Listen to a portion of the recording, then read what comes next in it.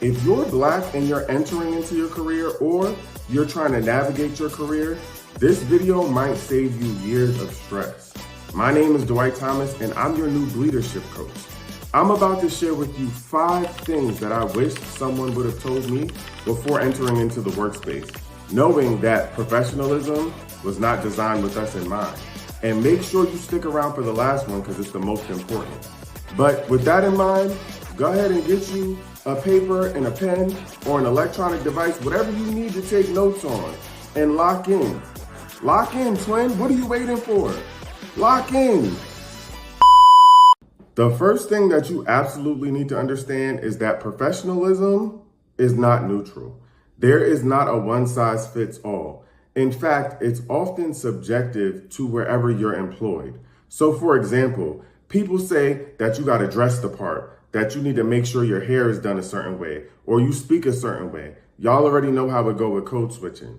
And the truth of the matter is none of that matters because professionalism is rooted in white standards.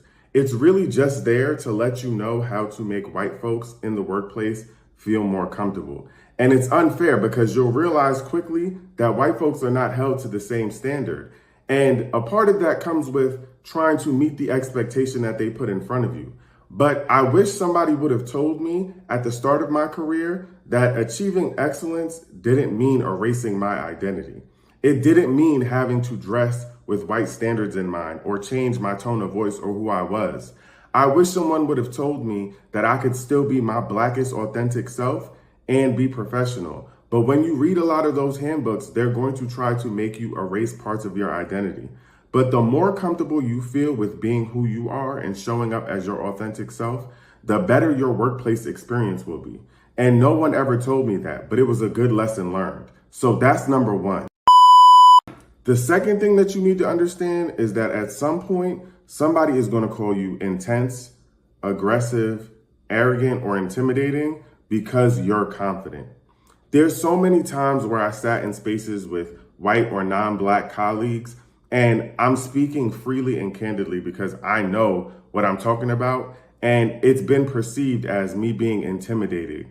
Or people will say something like, you showed up a little too aggressive in that meeting.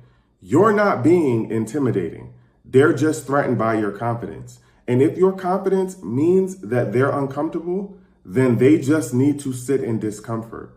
You don't want to change who you are to make other people feel comfortable. And I wish someone would have told me that at the start of my career, instead of me trying to find ways to make myself more palatable to white folks. Your confidence, your intelligence doesn't come at the expense of their comfort. So shine, twin, shine. The third thing I wish somebody would have told me is that you cannot out-achieve racism. Let me say that again. You cannot out-achieve racism. I remember there was a point in my career where I thought if I stayed later, if I put in more time, if I got more degrees, if I worked twice as hard as my colleagues, I would see more success. And the truth of the matter is that just wasn't the case. I was running myself into the ground trying to achieve something that was never going to happen because the people who had the access and the power to do so were people whose theories of practice are rooted in racism. Now, I did climb the ladder and I did get all the way up to being an executive until I decided to do my own thing and make professionalism look like me. But I learned later on that I didn't need to chase their approval to be successful. My work spoke on its own. So you're just going to run yourself into the ground trying to out-achieve racism. Let it go, twin. Racism is not going away and it's not going to get out the way. Number 4 is that you're not too sensitive. You're just aware. And you may be the angry Black man or woman, but you probably have every right to be just that. People are going to tell you that you're too sensitive for calling out acts of racism or for standing on business when you know that something is wrong. You're not being sensitive. You're being aware. And the truth of the matter is that as Black folks, we have a heightened awareness of the world and racism because we experience it on many levels day to day. The other thing is that I may be an angry Black man, but I have every right to be. If I'm showing up to work and experiencing racism on a day-to-day basis, then it is my right to be angry because racism impacts us on so many levels, mentally, physically, emotionally. And so who are you to tell me that I don't have the right to be upset? Now, you still have to approach it in a way that keeps your job, but don't make them think that you are too sensitive for speaking on your grievances or for telling people that you're being mistreated. You're not too sensitive. You're aware and they don't want you to be. And the last and most important thing is that you deserve to be whole at work. Let me say it again. You deserve to be whole at work. There is not a world in which you have to code switch or your culture shouldn't be welcome in the office or you have to change who you are in order to fit the mold of what people think professionalism is. My culture is equally as important. My music, my hair, the way I speak, all of those things represent me. And if I'm hired to do a job, those things come with me. I don't leave them at the door. Okay? I'm able to lead with my culture and thrive in my leadership. And no one should be able to change that for you.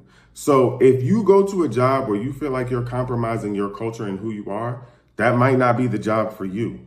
Find you somewhere where you can thrive being yourself and also do the work that you love. Nobody ever told me that at the start of my career, and I spent too much time in spaces where I felt uncomfortable with being myself in order to achieve a standard that wasn't meant for me. If you're sitting back and thinking that you connected with this video on a spiritual level, then you're in the right place. We are in a space where we are recreating what Black professional looks like and taking out the layers of problematic behavior. My name is Dwight Thomas, and I'm your BLeadership coach. If you like this, make sure you lock in, subscribe, like, and share with someone to let them know that they're seen and they're not alone. We're going to keep on this journey, so make sure that you come back and visit the YouTube channel. Thank y'all for being here with me. Lock in.